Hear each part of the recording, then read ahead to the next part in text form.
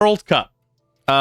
We have kind of a big deal happening. This only happens every 4 years, which it takes about 3 years of kind of qualifications and different things to get to this point. And then we are finally here at the World Cup. So this is going to be a World Cup 101. We're going to be breaking this down for like World Cup for Dummies. World Cup 101 for all of you guys who don't watch soccer, because soccer's not a big thing. We're calling it football too, because football is the world's, you kick it with your foot, right? Kind of the theme there, Scotty. No, you punch it with your hand. But we're gonna break this down a little bit. Basics, no stupid questions, Scotty. 11 players play on the field for each side. Did you know that? Now you do. I did. Managers. So each match, we're gonna have matches every single day for the next month. So the schedule is going to culminate, ending at the end of June. And then we are going to just continue on until we get through and have a champion. 5 total substitutions are allowed during each match to freshen up or switch tactics, so on and so forth. Teams play for 90 minutes per game, split into 2 45-minute halves. A win gets you 3 points. A draw gets you 1 point. And a loss gets you absolutely nothing, at least in the first group stage of this tournament. There's group stages, and then there's elimination stages. The single elimination, knockout rounds is what they call them. This year is going to be new. There is a record 48 teams vying for the one trophy. These teams have been split into 12 groups of 4 teams, which have been decided through the random World Cup draw that took place back in December. So all the teams are in their groups, ready to go. The teams in each group play each other once, meaning all nations will play a minimum of 3 games at the tournament. Each group is a mini kind of league, so to speak, with the final rankings based on the number of points each team gets from its 3 matches. So you get 3 points for a win, like I said, 1 point for a tie, and then 0 points for a loss.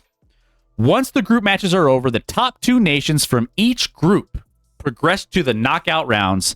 Then 8 of the best third-place finishers across the groups will join them.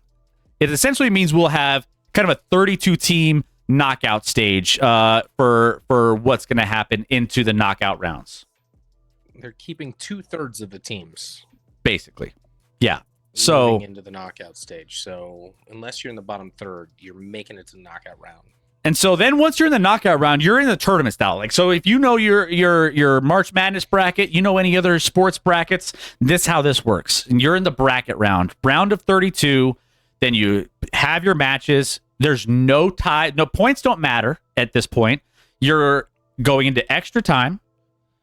And then if it's tied, and then you go into penalty kicks. If you continue to have no break of the tie by your 2 overtime mini halves. 2 15-minute, I think, extra time halves. Correct. And it's not golden. I don't believe it's golden goal, right? So it's even if you score in overtime, you got to play the full amount. Yeah. So let's say you're in the first half of your let's say you finish regulation and you're in the first half of that overtime. A goal doesn't matter. You're playing out both those halves no matter what. If you're still tied after that, you go to penalty kicks where you'll pick your best players to go one-on-one shooting at the goal with a goalie in front of you, and you just got to beat the goalie. But we're going to go from the round of 32 to the round of 16, quarterfinals, semifinals, and the final at like a normal bracket would function. So that's kind of the gist of what this looks like. And then as we're getting into this, we have all of our nations. We have some favorites that are projected as of right now. So we have, as far as the current favorites, Spain is the current favorite. By the way, reigning champion, in case you don't know, is Argentina. Lionel Messi led Argentina to the World Cup 4 years ago. And now we have Spain as the favorite. France, England, Portugal, Brazil, and Argentina are the top 5. And terms of odds to win the World Cup. So that's kind of how this works with all of the details. Who'd you say? Spain, France, England, Portugal, Brazil. Okay. Are the top of those top teams. Yeah. No, I have Argentina tied with Brazil at 5th, but yeah. And then Argentina, the defending champs, 10-1 behind all those other teams I just mentioned, as far as that goes. So that is your World Cup in a nutshell 101 for all of you guys who don't have any idea what any of this is. The points don't matter. Whose line is... Yeah, where the points don't matter and everyone wins. Can we call it the beautiful game? We could, if you want to. You can call it whatever you want. Nah, it's kicky ball. Just don't call it a boopsie. Yeah, don't call it a boopsie. No boopsies now. No boopsies now. So that being said, if you guys have questions, throw them in the chat. We'll get you all squared away. The matches begin tomorrow. All of the home. This is, by the way, another first time for a World Cup. This is the first time the host country is 3 countries. You normally have only one host country. This year we have Mexico, USA, and Canada who are all hosting all of these matches. And so that's kind of a new change on what happens typically in a World Cup. So you'll have different spots around each location that will be hosting these World Cup events. As far as all of the different groups, those have all been set, as mentioned. The World Cup final will end on July 19th. That will be the final match of the championship of this World Cup. So that's kind of how that works. There are 2 Canadian venues, one in Toronto, one in Vancouver. The United States will host a majority of the spots. The other spot will be Monterrey, Mexico. I think, are they in Mexico City as well? Mexico City. I want to say that. I think they have 2 locations. I don't remember what the other one. Mexico City and Monterrey. Monterrey has 4 matches. LA. Monterrey is a legit stadium with a sweet backdrop. Yeah. So I know that stadium. They're not. Are they? They're not playing at the Azteca though, are they? I don't. Or are they? I don't know. I have to double check. I was hoping to. I thought I saw Mexico City was in there. In the United States, Los Angeles, San Francisco, Seattle, Kansas City, Dallas, Houston, Atlanta, Miami, Philadelphia, New York, and Boston will be hosting. Mexico has 3 sites with Monterrey, Azteca in Mexico City, and Guadalajara. Also. Okay, so there you go. So yeah, those are all the stadiums that will be hosting all of these matches. And all of the stadiums had to get basically new turf put in to match FIFA regulations for these fields. I mean, and by turf I mean grass, to be specific. And some of these stadiums don't even have grass usually, so. The grass looks immaculate. Everyone's going to be fine. People are going to complain, but it's going to be great. Now that we have all the story or the basics out of the way, we can start talking storylines. We can start talking who we think is going to have some success, who maybe some dark horse teams. U.S. will have success. U.S., by the way, obviously the United States is going to be having an uphill battle. I mean, I think they're 60-1 as of right now, tied with Mexico. Further down the list of teams that are vying for the World Cup championship. On DraftKings, Mexico's 65-1. So ooh, sucks to suck. I think as far as, and then even all the host countries are kind of, even Canada. Canada's down there, even worse than both of those. Lowest. Yeah. So 200 to 1. But let's talk about U.S. here. Let's talk about the United States. Let's say you have no experience and have no idea what's going on with the United States, and you're just kind of like, what am I going to what am I expecting? What am I going to be watching from the United States? So the United States, still not, they're kind of middle of the pack when it comes to being viable, contenders for the World Cup. But that doesn't change the fact that they might have some strengths and weaknesses that they might be able to lean on. USA runs a 3-4-2-1. Which is the kind of the formations. There's formations, and every team has their own unique formations as far as that goes. So 3-4-2-1, 3 defenders in the back is what they're running. All 3 center backs, with Chris Richards as the true reliable back of the 3. The other 2 kind of can be questionable at times, but they're fine. By the way, defense and goalkeeping, by far the weakest units on this United States team. Chris Richards being back, he did not play in these last 2 friendlies with sprained ankle, and there was questions whether he was going to play at all. But correct, sounds like he's good to go, which is pretty big for that defense. I agree. I mean, I feel like in every World Cup, our the goalie has been the strength of our team, oftentimes, but not in this case. You're right. Where our weakness is on the back end for sure. Correct. So defense and goaltending is going to be our weak side, but we have some X factors. We have some different options where we typically don't have a lot of strength, and that is through our midfield and our forwards, who are going to be big key factors in keeping us offensively in a lot of these games.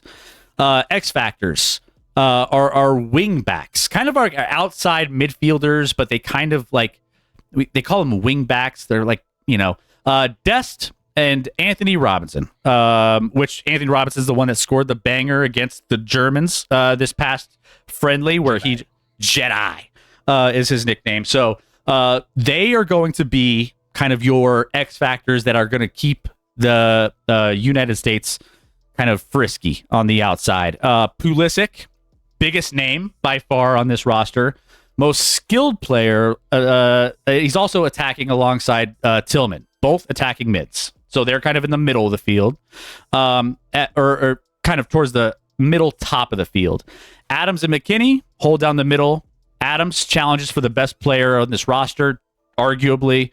Adams is solid. Defensive midfielder, whereas McKinney kind of goes box to box. He goes the full length, whereas, Adams is kind of, hangs back a little bit. Adams has been great recently. So he has a lot to live up to. I thought he played great in the last World Cup, actually. So hopefully he'll step up. And then in the last World Cup. Yeah, I think he has a really good chance to. He's got to step up, but if he's good, we have a chance to win a lot of games. And then we have Balogun, who is at the very top of our offense. Born in the U.S., grew up in England though, so he's U.S. born, grew up in England as a part of the Arsenal system, Arsenal Football Club, who just won the Premier League. Not like world class. He's not like the best of the best in the world, but he's just an all around physical, fast. He just kind of has. He's not a peak, but he's not a floor. He's right in the middle in all of his attributes. He's not like excelling at one particular thing. He's just really good at a lot of things. So we'll see how he ends up being. U.S. has never had a great 9, and that's what they call it. Your top 4, your forward up top. He's better than anything we had last World Cup for sure. That was our biggest weakness last World Cup. And I'd even argue Pepe might get some play at the top as well, either coming off the bench or he might start a game, depending on how Balogun looks in this first game, if he's the starter. We don't know who the starters are now, but Balogun's a talented guy along with Pepe that provides us with some finishers up top. So yeah, we'll see, man. But I will say we definitely, there's home field advantage here. This team, by the way, is more above average for this tournament. I think that this team is able to compete in this tournament with any of these teams if they play to the best of their ability. And it's probably a better team than we've carried to the World Cup. It feels like, as at least from an above average standpoint. So there's your snapshot on Team USA as far as all of us obviously we're all rooting for Team USA. So let's continue to keep that train going. Let's support the boys. How much do upsets happen in soccer? They happen decently. I mean, yeah, because games obviously can stay lower scoring and you miss a few opportunities and you get a counter break the other way, and a team that was getting outplayed for the entire game sneaks in a goal. Like, so it can happen for sure. On a scale of March, ties can happen a lot, unfortunately. On a scale of from March Madness to NBA, I would say more. I would say more NFL. I just thought March Madness in NBA. I'd do March Madness. I would do March Madness. I would say it's more of like NFL style, right? NFL, you don't see a ton of upsets, but like on any given game or match, you could have a team that plays better on one, like especially the elimination rounds, obviously, or even just any match. The better team usually wins, but weird things happen. Weird things can happen and will happen, but there's probably, of the 48 teams in this tournament, probably only about 6 that have a realistic shot at winning it all. Correct. So in the end, it comes down to the favorites. But along the way, you can have some upsets and, again, some surprises for sure. I feel like everyone always loves the European teams. Like, they're the best of the best. We're the best, so when they get upset a little bit, of course it's on the other side of the world this time, so we'll see how some of those little babies that say it's too hot, which that could be a factor, Scotty. We've seen a lot of reports over the last week and a half, 2 weeks, of all the European teams that aren't able to handle a lot of the heat. Snakes? You can't handle snakes on your field? Like, what's the problem? I don't know what the deal is, but they can't handle it. I was looking. The snakes. You're supposed to be the best in the world. Teams playing. When we're talking about fading teams, teams that are playing in Miami in the World Cup that are European. Well, I was gonna say, what about Mexico? Mexico too. The altitude and the heat and everything there. I mean, altitude is a thing. Like, a lot of these European teams aren't playing at altitude. So, I mean, you gotta, part of me is wondering, how much do we fade European teams? Like, if I'm looking at Scotland playing in Group C in Miami, see ya. I don't know how the climate in Portugal. I'm not 100% sure. Saudi Arabia. Portugal is right by Spain. No, I know, but is it tropical? Is it hot? Is it humid? I don't know. I mean, Azteca only has 3 group stages and only one year. Czech Republic's the only one that plays at Azteca, which is the higher altitude and heat. I mean, the other places will be hot, but that's the altitude plus heat. So Czech Republic against Mexico on June 24th. Good luck, Czech Republic. I think there's some matches that you just are gonna hammer. You just know it's gonna be one of those. These teams aren't made for winning these matches. They're not cut out for all of this. Weather and altitude and home field advantage may play a big part. I mean, South American and Central American teams know what it's like to play in heat and humidity and all that. So you kind of don't all the Brazils, all those Colombias and all those Argentina, all those, they know what's up. It's the European teams that you're kind of keeping a close eye on whether or not you want to fade them. I will say Mexico hosted in '86 the World Cup, and while Argentina won it all, West Germany was in the finals. So, and Belgium made the semifinals. England was in the the quarterfinal, things like that. But West Germany, imagine if they had all of Germany, they might have won that game. Whoopsies. I found a ranking of the top 10 goaltenders in case you guys are interested. Goaltending is pretty big in the World Cup. I don't think they're called goaltenders in soccer. Goalies. Yeah. Goalkeepers. Keepers. Goalkeepers or goalies is probably the two. Top 10. And I'll count down, at least from this particular ranking that I found. Number 10, Germany. Number 9, Netherlands. Number 8, Morocco. Number 7, Spain. Number 6, Brazil. You can look up their names if you want. Number 5, England. Jordan Pickford for England, by the way. Number 4, Portugal. Diego Costa. Argentina, number 3. Belgium, number 2. And France, number 1. So those teams you might want to keep an eye on for, maybe goaltending is going to be, going to be a big factor in some of these wins, especially in these heavy hitting matchups. So keep an eye on all 10 of those goalies. Notice I didn't say United States because that is not a strength that we have. We don't even know for sure who's starting. So there's that. And then dark horses. There's a couple dark horses, at least on my list, that are not exactly favorites by any means to go anywhere in this World Cup. But if you had to throw a little sprinkle on a couple teams, there was, who usually performs under the radar that always somehow makes it pretty far and has competed in some championships, World Cup finals, is the Netherlands at 16-1. They somehow always find their way into like deep rounds of these tournaments.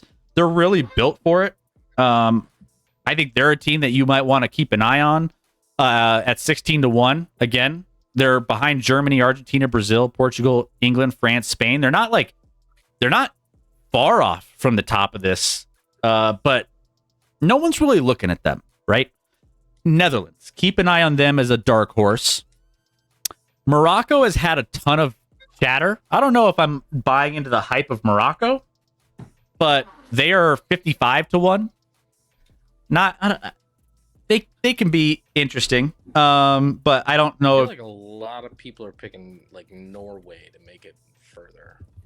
I don't know. I've just seen a lot of Norway, but they're 30-1, so they're not like super back. But I've seen a lot of Norway picks. Yeah, Norway's right there next to Belgium. Not necessarily to win, but to make a long run in this tournament. Yeah. And then as far as some of the stars, you still have Lionel Messi for Argentina, the defending champions. You still have Cristiano Ronaldo for Portugal, who's 7.5-1. You have Mbappe for France. Some of the star power. You're going to get all the star power from all the biggest teams, all the biggest players across all of these matchups. So,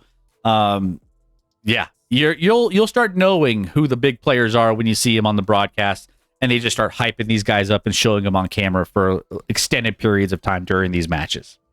Trying to think what else as far as the World Cup. Throw your questions out there.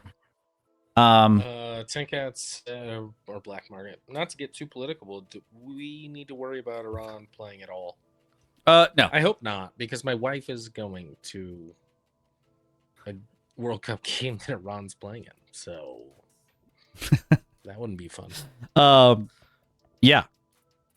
She's going to Iran versus New Zealand. Not probably the best matchup ever, but she's out in LA and people are taking her to a game.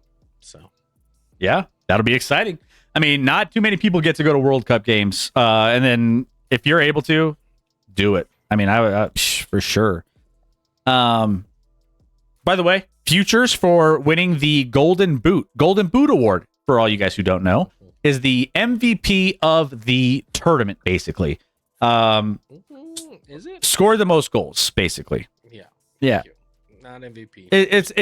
I mean, yeah, for all you casuals out there. I was just trying to simplify it. All you casuals. But yeah, Jeez. Golden Boot, player who scored the most goals. Kylian Mbappe is the favorite for the Golden Boot for France. Harry Kane for England is number 2 on this list, according to FanDuel Sportsbook. Oyarzabal for Spain at 12-1. Erling Haaland for Norway, who's one of the best players in the world, at 16-1. Lionel Messi 18-1. Probably all these players are some of the best players in the world. Cristiano Ronaldo 22-1. Julian Alvarez for Argentina 25-1. And it goes down from there. So Lamine Yamal, where's Yamal? Lamine Yamal 27-1 for Spain. Yamal, by the way, is 22-1 on DraftKings.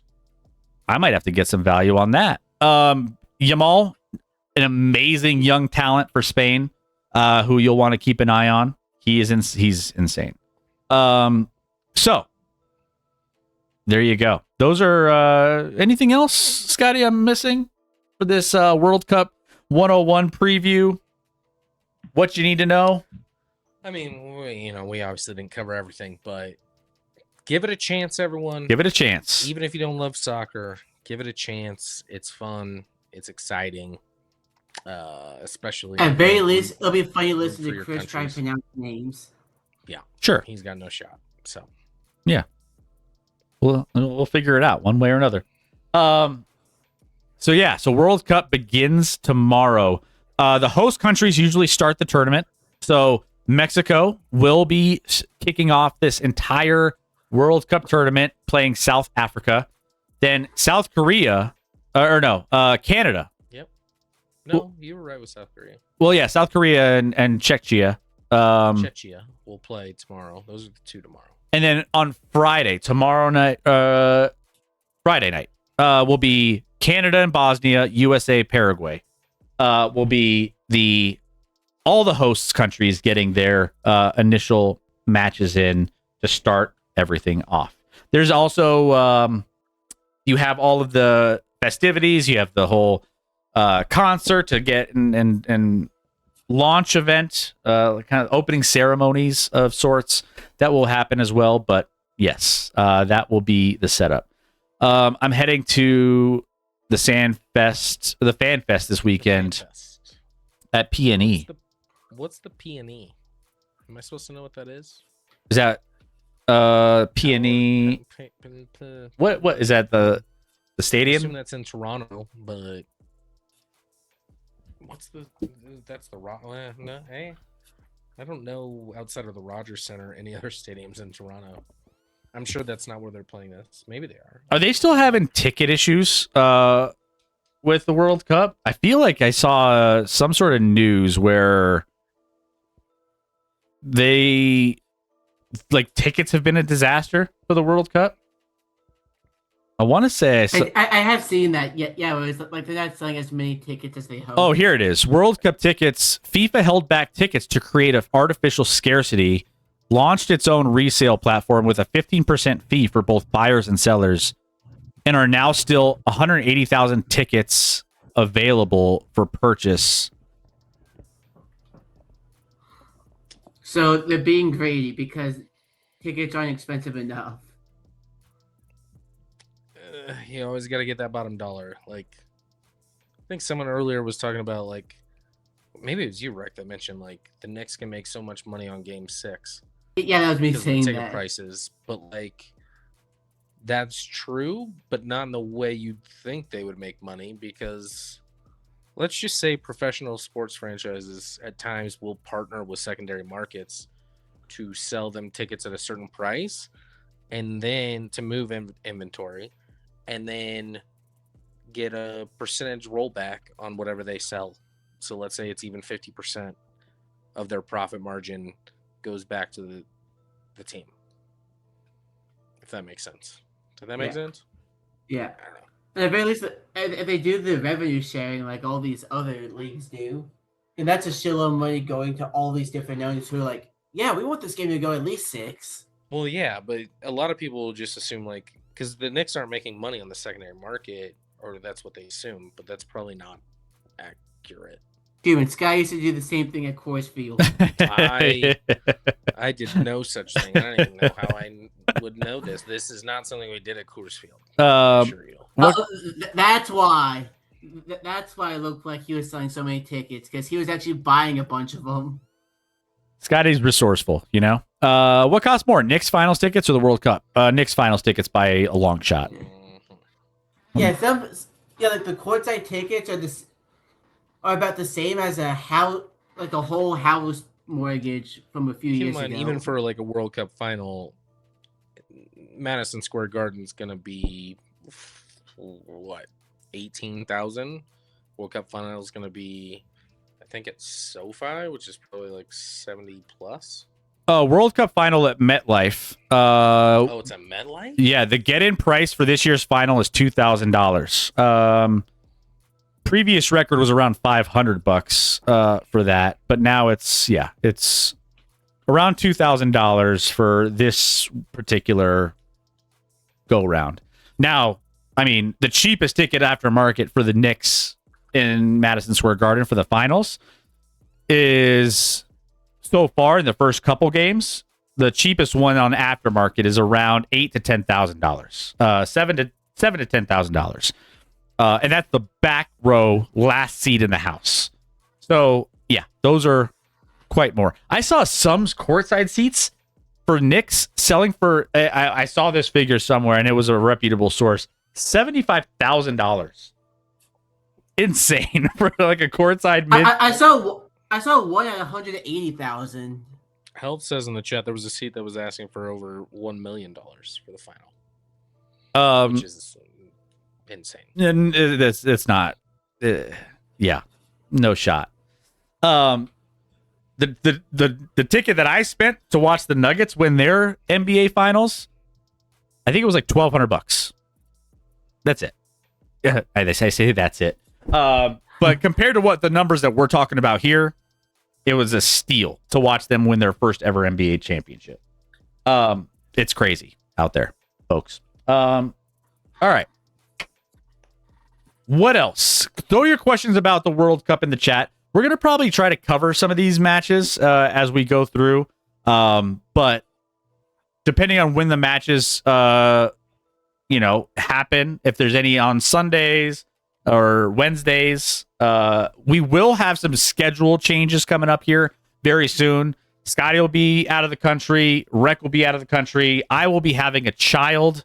So all of this is happening. Pregnant? All of these things are happening at exactly the same time, which means we are all going to be taking a break from the show for a period of time. That'll also give me a chance to revamp some of the show, get ready for the football season, get ready for some new segments and new things that we're going to maybe be doing as well. Kind of tidy up all of our emotes and new stuff, new sound drops, new emotes, new all sorts of different things that are interactive that I can, actually have time to do. So we will have a extended break coming up here where we'll maybe be off for at least a couple weeks minimum. So we will get there. Health was asking who are your favorites from each group and who are our favorites to win. Let me pull up all of the groups here. If I ran through it quickly, I know this will be quick. I'll run through. So here, I'll go through. Probably. How about this? I'll go through each group, and we'll say who we like out of each group, going down from A all the way down to Group L. Group A: Mexico, South Korea, Czechia, and South Africa. Mexico is probably one of mine that I feel like is going to come out of that group. They're probably the favorite, if I'm not mistaken. Out of these teams, and I think South Korea and Czechia are kind of a toss-up. I would probably go. I'm gonna lean South Korea. I usually like some Asian teams play sneaky good and are kind of underrated going to this, but Mexico with their home field should get out of a group that's relatively very, very light. Mexico's going to be that stadium for their games are going to be wild. Group B: Switzerland, Canada, Bosnia, Qatar. There's only two that really stand out to me here. I think both Scotty, you and I probably agree. Qatar. Yep. Yes, it's definitely Qatar. Canada and Switzerland are probably the top two teams in this group. that should come out. So I those just think Canada's a little beat up, missing some guys. Alfonso Davies isn't healthy right now. I kind of like Switzerland in that group. Okay, there you go. Switzerland coming out of that one. Then we got Group C: Brazil, Morocco, Scotland, and Haiti. Morocco's kind of that dark horse that everyone's like, man, they've been playing some good football up until like the World Cup leading in over the last year. Kind of one of the hotter, kind of more trendy teams that people are kind of jumping on. Morocco does have a top 10 goalie in the tournament, and they've just been playing really good for about a year and a half. Brazil, obviously the favorite here. They're going to probably come out of this one, and I'd probably say Morocco. I mean, I think Brazil's probably going to disappoint overall in this tournament, but they still could. I mean, they definitely are the favorites, so they could definitely take down this group. I feel like everyone's on Morocco, and then I don't see Scotland or Haiti, although I'd love Scotland. I think it's more of some Scotland. I feel like Scotland and Haiti are just bad enough to be like, yeah, you just look at them and you're like, they're probably, it's process of elimination for Morocco and Brazil that they're going to probably advance. Group D, bring in the D, USA, Turkey, Turkey, if you want to pronounce it. Yeah, why do they don't know how do they not know how to spell their own country? True. I don't know. Yeah, that's no idea. Paraguay, and Australia. US better come out of this group. If they don't, it's an absolute disaster. They're the favorites in this group. They should be. They should come out of this group. I have them as the favorite. And then I don't know. I mean, with home field, I think they should. Turkey might even be the better team. Because of the Turkish language, Scotty. Well, why don't they speak English? Let's figure this out. This tournament's being played. I guess not all the countries speak English, but yeah. You know. What an ass. Yeah, why doesn't Korea speak English? Isn't it 2 from each division and half a third? Yes, that's correct. Yes, that's what's happening. So, if the U.S. is an abomination, they won't advance. But otherwise, and this first game is actually going to be massive with Paraguay. We played them in a friendly within the last year and won that game. But there was like Chris, if you remember, there was a little bit of like a scuffle, a brawl. I do remember that, yeah. So things could get interesting on Friday with that game, but it's going to be U.S. or Turkey, and U.S. might finish second, which is okay. They still could get a good draw, at least in their next game if they finish second. You know, they're gonna be underdogs in any game they probably play if they make the round of 16, unless they're playing a team that just upsets somebody crazily. But you know, if you want a little sprinkle on a betting, you want to bet on this particular group, USA to finish second in the group. I think you get like 3-1 odds or something. I don't know. I think it might be higher. Betting USA to, I don't know why that's so, to be runner up is, I think I saw that somewhere. It was around 3-1. But that could be a little juicy bet there. Little sprinkle. Group E. I'm not gonna bet it because I want them to finish first. Because we're Team USA. Would you like me to bet them to finish second? I don't want you to bet anything in this tournament, Rick. Not on US. Not on US. Stay away from. Stay away. Yeah, I don't want you. I don't need you to curse. What? By the way, we need Danhausen to curse some of these teams. Yeah, agreed. You damn it. Let's go to Group E. Group E, we have Germany, Ecuador, Ivory Coast, and Curacao. Come on, man. Don't look at me like that, James. We don't have to talk a ton about that. No, Germany will come out of this one. They're the heavy favorites. They should. Ecuador is probably in the running as the second team coming out of this. I don't know if Ivory Coast. I just never believe in Ivory Coast. I just don't think. Yeah. The most noble thing about them is that their flag is the backwards island flag. True. That is true. True. Group F: Netherlands, Japan, Sweden, and Tunisia. I would say this is one of outside of Tunisia. These three teams probably a little closer together, as like anything can happen here. I think Netherlands. I have them as one of my dark horse teams. I think they come out of the group as the winner of this group. Netherlands always plays well in this tournament. Always. They just like, even if you're like no, they don't have the same team as they usually do, or oh, they're missing guys. They just find ways to win tournament games in the World Cup and find themselves in like the semifinals or something crazy. Cool. I'm gonna take Japan then. All right, so Japan, and that's the secondary team that I would take in this one as well. Like you said, the Asian countries, Japan, they got some players out there. So Netherlands and Japan for Group F, pretty chalky so far, and that's the group stage is usually pretty chalky. Let's just be real.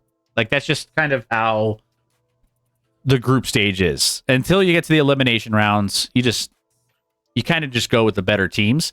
Group G: Belgium, Egypt, Iran, and New Zealand. Iran's got to dodge a lot of all the different world media and headlines and drama. You were gonna say bombs. That too. No, just kidding. No, we're getting very offensive this yeah. No. Between that and the tower comment. Too soon, says Cuban. Let's see. Belgium, by far, probably the best team in this Group G. They should absolutely come out of this group. Give me Egypt. Feeling frisky. Okay. Frisky for Egypt. Egypt's second team coming out of this Group G. I feel like Belgium's a little past their... They had like a golden year run and they kind of blew it. And now they're not as good as they were coming into the last couple World Cups. So not that this is a hard group for them. They're going to get through with no problem. But Egypt might be sneaky and get the... They'll probably like tie in points, and Egypt will get the 1 seed. Ooh, like it. Like They're it. Like 4-1. You're welcome. There you go. Little sprinkles of value all the way through this. Group H: Spain, Uruguay, Saudi Arabia, and Cape Verde. Go on a limb that Spain will probably win this group. Just going out on a limb there. I'm taking Cape Verde, but okay. Well, then you better get that 60-1 value then, because they are. You're gonna get paid, son. Spain will come out of this group, and Uruguay will probably come out of this as well. Those are the top two by far. Saudi Arabia, Cape Verde. They might not make it to the next round. I don't think Saudi Arabia is good enough to get into the round of 32. Group I, we have France, Norway, Senegal, and Iraq. Iraq, all the way. No, just kidding. I think this might be like the group of death a little bit. I think those top three are all pretty solid teams. Yeah, Norway, they got... If there is a group of death with now 48 teams in, but... Yeah, Norway with Holland, he's an absolute monster, just like dude's a freak. France has the best goalie in the entire tournament, probably. Yeah, this is going to be a hell of a group. I'm actually really curious to see how this ends up panning out. France should come out of this group as the top. France and Norway, but it wouldn't shock me if Senegal crept in. Even if they finish third in this one, I still think they get onto the round of 32. Group J. Good enough. They just have tough games. But yeah. Argentina, Austria, Algeria, and Jordan. Obviously, Lionel Messi for Argentina and Argentina's team is probably the most talented of all of these. so they should be coming out of Group J as the winner. It's when you look at the second place team between Austria and Algeria that you're kind of figuring out what ends up coming out of those two. Scotty, who do you like, Austria or Algeria? I like Algeria to be sneaky good. Honestly, I kind of agree. They've won 21 of their last 26 matches they've played in coming in this tournament. So a dangerous African team that I think people are sleeping on a little bit. So I'll take Algeria. Like it. I'm with you on that one. Group K, Portugal, Colombia, Democratic Republic of Congo, and Uzbekistan are all in Group K. Cristiano Ronaldo holding down for Portugal, who are the favorites to come out of this one, which they will. And I don't know if anyone can challenge Colombia either. Like, this is a two-team race. It's two haves and two have-nots here. This is pretty straightforward. You already know what's going to happen. Portugal and Colombia are finishing at the top. You could argue who finishes first, and that's fine. But they're finishing 1-2. Yeah. And finally, Group L, which we have England, Croatia, Ghana, and Panama. England will come out of this group as the top team. England, I feel like they'll probably choke later on in the tournament, I would assume. Hey. No, we're having a U.S.-England final. Is that what we're having? Okay, that's fair. And then they'll choke. And then they'll choke to, lose to the United States. Shout out. Spoiler alert, we're picking USA to win it all. Obviously. This is kind of similar as the last group. There's a couple teams that are a little bit better than the others. Ghana and Panama, you just don't believe anything that's coming out of those two countries for this tournament. Croatia, England in this last one. Yeah, England should win the group, and then we'll see what they do from there. Not the favorites yet, but I think this World Cup, Cuba will be lights out. Hey, did we miss Cuba on our list here, Scotty? I missed them. Why they weren't listed? That's so weird. That's weird. Is there another group I don't know about? Hold on. No, I think I missed it. I'm already starting. I can't even get used to the amount of groups there are now. Too many groups. So many letters used. We got to L.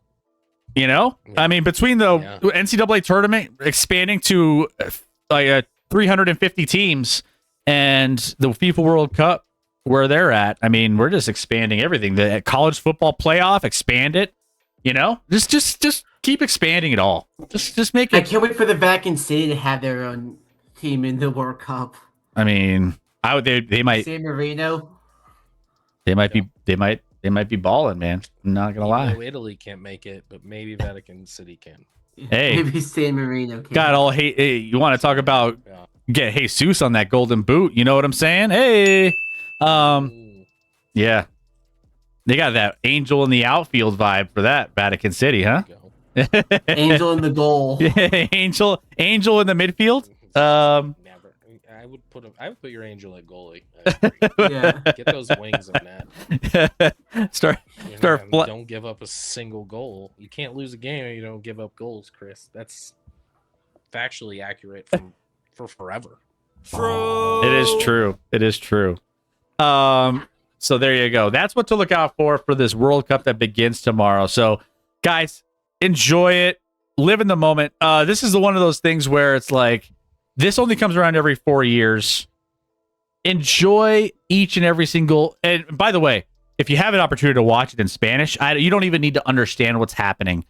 Watch the matches in Spanish if you can, because the comment or even other languages like I've heard that some commentators for some of these European, if you get various broadcasts, whatever, give it a try. American broadcasts will be fine. Don't sweat on those. But enjoy. I think I played the audio of that goal from the other day. That was a friendly, and those commentators were screaming for like a minute and a half straight after that goal. It's so much fun to watch in Spanish. So go give that a try. Try new things. Live in the moment. All right. So that's going to put a cap on all of the need to knows and all the information you will want going into the World Cup. If you guys want to join the Discord, !Discord in the chat, we're going to be talking about all the matches that are going to be spanning across all of the everything coming up here. So yeah, jump in. Let's talk about